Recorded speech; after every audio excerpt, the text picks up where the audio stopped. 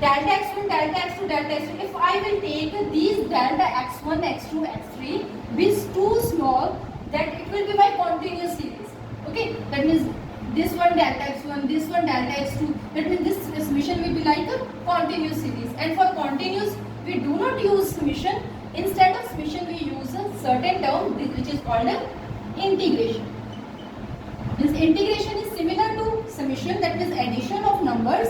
But in case of continuous series, the number in which these are continuous, for this we use integration. Means integration is like summation.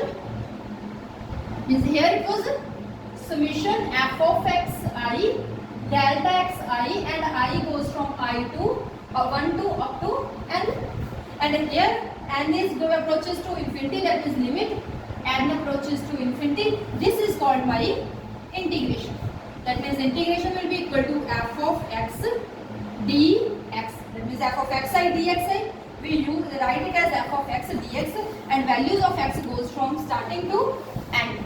Okay, this is the concept of integration. Okay, that means today's topic is our integration. Clear? Means what is integration? Integration, we use the method of integration to find the area between the two or more than two curves.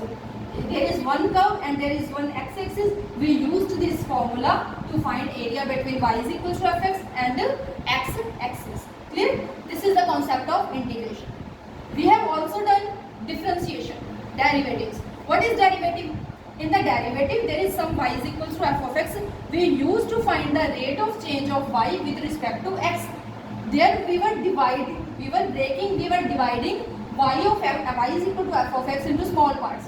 Here I am integrating, I am taking the summation of all those terms. That means integration is exactly the reverse process of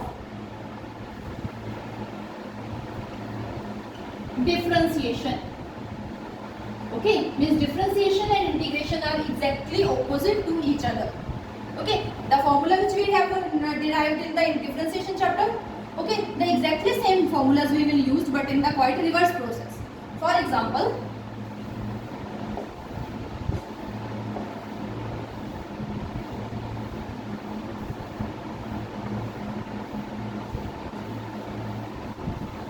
when we have to find the derivative of x raised to power n. What is the